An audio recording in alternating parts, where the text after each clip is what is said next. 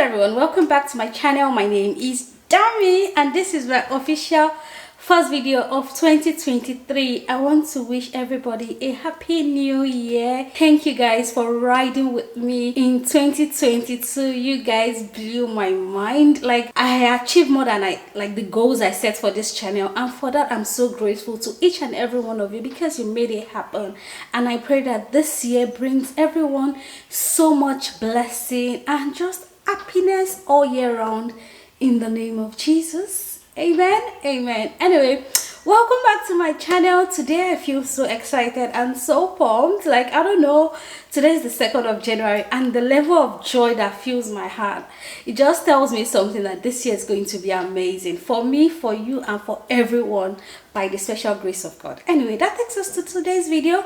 But before I start today's video, I just have some info I want to put out there. I'm going to be talking about Amber student. I've talked about it in my previous video, but I'm going to be telling you guys about it again because I'm very aware that a lot of people would be resuming schools this January, people traveling to the UK, traveling to Australia. So I'm just going to be doing a plug-in so that you are not stranded. If you are a student going to UK, going to Australia, going even to the US, Amber students is something you want to check out. Talking about Amber, what I would say is, see, I know it's not only in Australia, but in Australia, I live in Australia and I'm saying this as a fact. There's rental crisis in most states. At least I live in Queensland and I've had to rent house like twice this year, and I know the stress we went through. So to avoid experience this rental crisis and everything, as a student, save yourself the stress and contact Amber Students today. So what is Amber Students about? Amber is a platform that which students can book accommodations near their universities.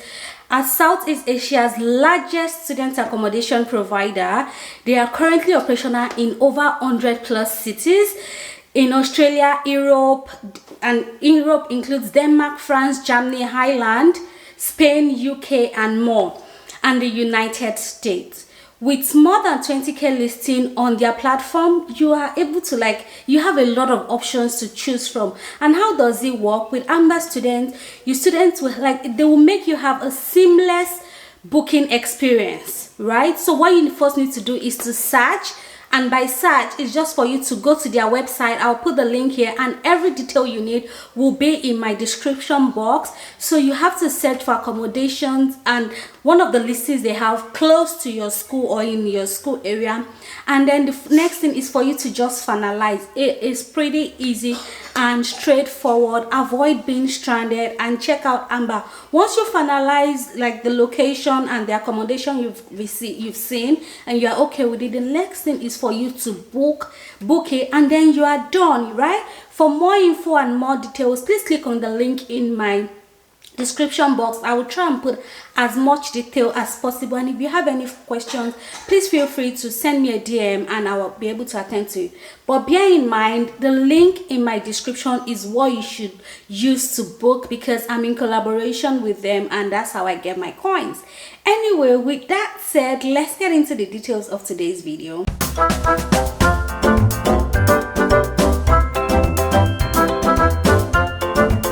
Today's video, by the title, I'm going to be talking about my experience working in corporate Australia. So if you don't know, I moved to Australia about 3 years ago with my family, and I came in on a 482 visa, which is the work visa, right? And I've been working with my firm, the company I'm an auditor. I feel like people ask me that question a lot. So yeah, I am an auditor. I work with one of the big 4 audit firm. So I've been on this visa for 482 for 3 years before I transitioned to for 2 years plus before I transitioned to the 186 visa, which is the permanent residency visa. So whatever I'm saying today, just know it is my personal experience. I've worked and basically what I've seen happen to people around me. I know that as immigrants, we a lot of times struggle when we move to these countries, like most especially the Western world, be it the UK, the US, or Australia, or even Canada. So we struggle a lot settling in. One thing I tell people that are close to me or that I've spoken to is, trust me, it is beyond the academics when it comes to living and working in this country. So it is, I'm from Nigeria, just in case you don't know yet. With Nigeria, you're always like, oh, if you're very smart, you will make your way through. But in these countries, what I've realized, I might be wrong, but what I think is it is beyond the academic or you being smart. One thing I've learned over time is communication is key in this country. Like, it is super key. You'd be shocked at how much or the level of communication your bosses want, even the people working, like your subordinates, the level of information and communication they require from you as a team lead or whatever. So I came in as a senior. I don't know, like that's, if you work in audit practice, you understand. So I came in as a senior. So as a senior, I have people working beneath me, and I have people I am also reporting to, which could be the manager, senior manager, partner, or director. You know what I mean? So you have a long level, like a long line of people to report to. I know that I initially struggled when I came in. Reason being that where I was coming from, I felt like the mindset I came with was what my boss needs from me is just results. You know what I mean? I'm coming from a setting where we were more result oriented, and now coming to a place where everyone above me I'm reporting to are interested in the process. You know what I mean? Like even more than the results. So that's one thing I've seen. So it is a lot of mental model shift from what I was used to what it is now. Trust me, it is 3 years and I am still learning. Like I have someone who I talk to. Like I was lucky to find somebody in the office immediately I came that like put me on track. He's African as well. Like it's been so much instrumental to my journey. So he told me the mistakes he made early on when he came in, and then said, hey Dami, like you cannot afford to make these mistakes. I made them so that people like you can learn. So he would usually tell me, oh, I made this mistake communicating this. I didn't tell the partner on time. Make sure if anything happens, always speak up, talk about it. So yeah, that was one thing that helped me. So if anything, and I'm still learning, because sometimes I'm struggling and I'm just like, oh yeah, I can do it. Like the mentality I was coming with, I'm just like, yeah, everybody bring on the work, I can do it. But at the end of the day, I cannot do everything. So it is very important that when you find yourself here, communication skills, it's not English speaking skills. Or if you know what, like when I say communication, it is not about grammar but it's the line of communication. If anything pops up, please shout, talk to somebody. Don't take everything in. You know, Africans, I feel like we're very good with managing things and we just want to show results. They are interested in the process. So if anything is going wrong along the way, as minute, as tiny as you may think it is, like even sometimes I'm like, do I need to tell this to the partner? Best believe they are interested, they want to know. Because at the end of the day, if things go wrong, you can't just go back to the partner and say, hey, like this happened at point P, but I didn't tell you and we are at point X. That will make them go mad. But if they are aware of every step of the way, it makes things easy for you and for even the partner to communicate to the clients if any of those things will cause delays. So yeah, I think I've said enough about communication. Make sure you communicate as much as possible. Trust me, it is the crown of everything you're doing. You'd be amazed how much communicating the issues you face along the way, even if you have personal challenges that would hinder you from delivering based on the timeline you've agreed with the partner. Please make sure you communicate, be transparent as much as possible. I don't know about any other person, but I have seen, like I've received absolute so much support here, and I feel like people are like they care about me, my welfare, how I'm doing. So if anything is wrong on my own ground, I'm happy to tell them, because sometimes you're like, oh Dami, do you want to take 2 hours off? Dami, do you want to go on a break and then you can come back to work when you feel up to? Like they've been so supportive. But if they don't know, how do you get the support that you require to pass through that stage? So yeah, I think please, communication is very key, and it's just the number one thing you need to move and progress accordingly in this country. The thing is speak up. As I said, communication is the crown of everything I'm going to be talking about, but I'm going to be giving 3 instances of myself and 2 other experiences people had around me on this journey. So for myself, for instance, I had someone who I worked with, and this person was a thorn in my flesh. I'm like, there are days I would literally cry setting up my laptop to start my work for the day. But I didn't tell anybody, you know. I was going through it and I'm like, gosh, God just help me pull through this job and I'll be done. But this person was a big thorn in my flesh. It took the people I was, the other like seniors, senior managers I was working with to notice like, this is not the Dami we used to know. And then I recently just become a manager, so that was my first year of being a manager, right? So it was just a lot for me settling into that new role, and then also trying to manage the expectations of the different people I was reporting to. So this person made my experience, like, you know, my 2 years experience I've had almost ruined it to just make me feel like, no, maybe I'm not deserving of this role. Like, this person was just messing with my brain. But because I didn't tell anybody, nobody could help me, and then I was just suffering in silence. I would literally cry. I would, like, maybe in the morning set up my laptop, I would cry, try to pull through work. It was just a painful experience, but I didn't tell anybody, so nobody could help me. So I think one of my senior managers noticed what was happening, and they were like, oh Tammy, how can we help you?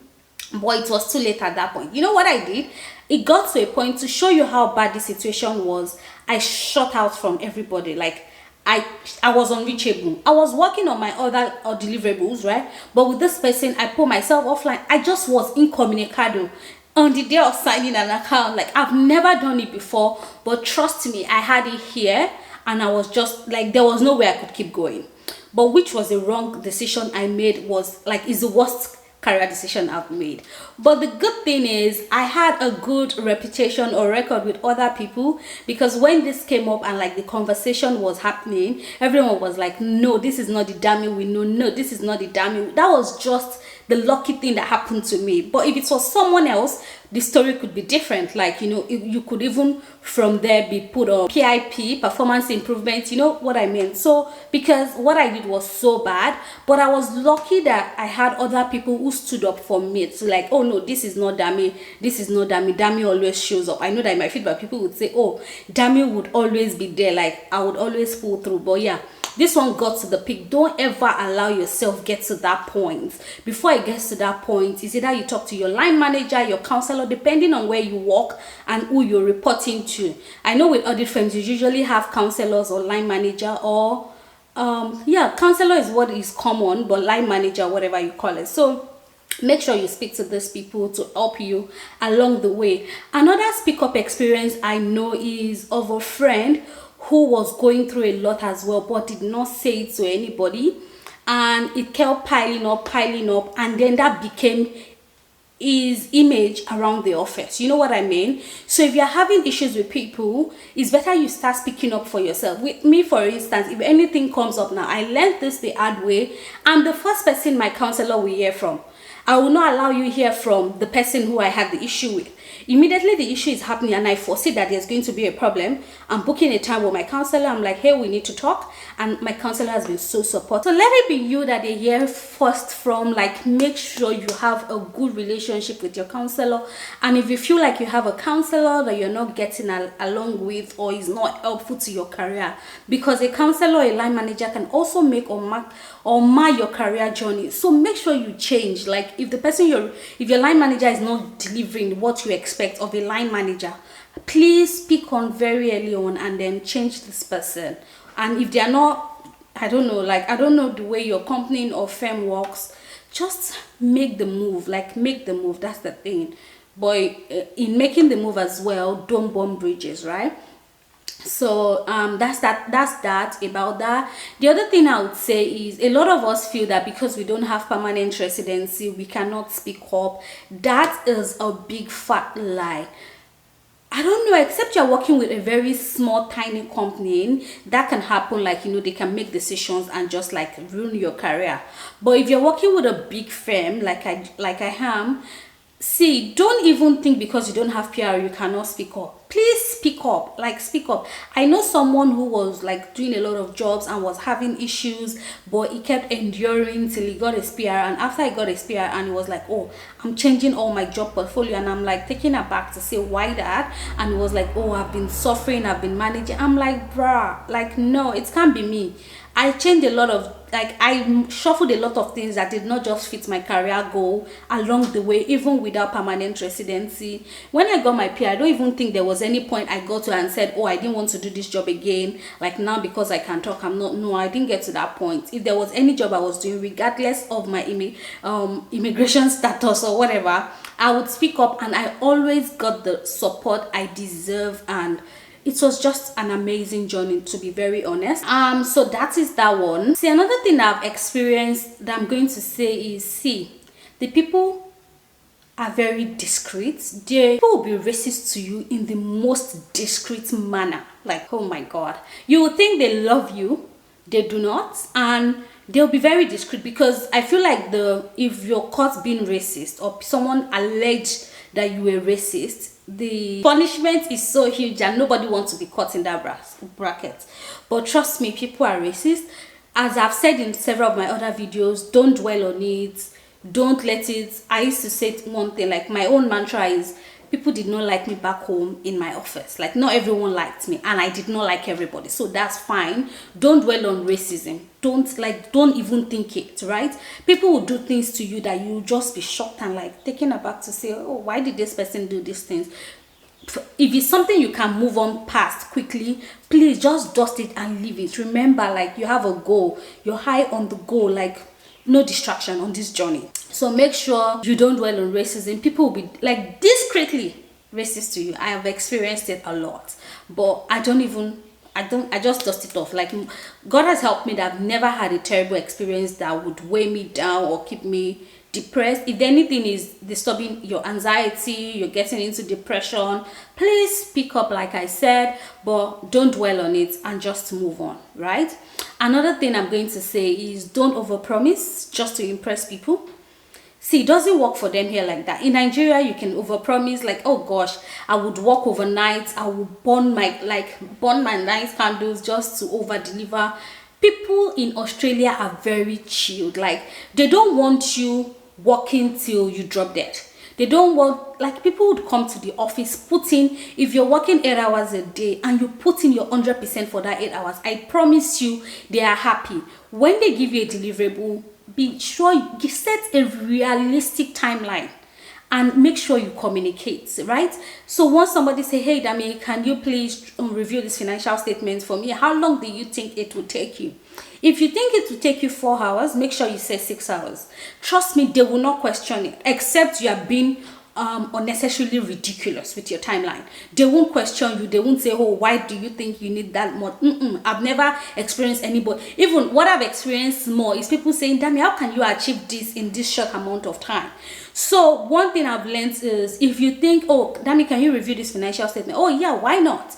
If I can. If I cannot, I'll accurately say, I cannot. When I came initially, I would take everything on and then get overwhelmed and I will not be able to deliver, and it was affecting me. If you can, just say, oh yes, I can. If you cannot, like, oh, sorry, not at this point in time. Is it urgent? Can I put it at the bottom of my priority list? Because at this point, I have this deliverables, which is urgent, and these are the timelines. If yours would fit, I can fit it in, but for later. But if it will not fit in, please be outright to say, no, I cannot fit it in. I have this much deliverables. So back to what I was saying about timeline on deliverables. Make sure you communicate to say, hey, this is going to take me 6 hours. Are you fine? And this is when I'll be able to turn it in. If it's going to take you 6 hours, make sure you tell the person 8 hours. So that it gives you time to like do self-review and all of those good stuff. So those are the few things I've learned in my 3 years working here. I've seen a lot of people in my DM. Like yesterday was 1st of January. I tried to clean up my DM and my email, and I saw a lot of people that are coming in on 482 visa in the next few months, 482 and 186 visa. And I'm so happy that my people are also making moves and they're eventually coming here. And I felt the need to also just put out this video to help you guys settle in when you get to Australia. The journey is not going to be smooth. I tell you, it wasn't smooth for me either, but with God on your side, I feel you will pull through. I've been here and I've found God's favor. man have favored me, God have favored me. It's just been an amazing journey, to be very honest. So but if you need any clarity, you are having any issues, please feel free to reach out to people that can help you, like any community you are in. And if you feel like it's something you want to talk through, please feel free to send me a DM on Instagram. I'm happy for us to talk through it. I have people like I've met online. I have a whole online family now that we've just had like thinking maybe they have an issue. We'll just sit down, analyze it, and based on my own little experience here, we'll find a solution to it. So please feel free to talk to someone. Could be me, could be any other person. And that's it. Like, don't let anybody lie to you that the journey is smooth. It is not crazy, but it is not smooth either. So I hope this helps one or two persons. And yeah, thank you guys so much for watching. Please, if you're yet to subscribe to my channel, please do so today before you leave. And if you like this video, it helped you, please give it a thumbs up and share to anybody you think this video will be helpful. Thank you guys so much for watching. I'll see you in my next video. Bye.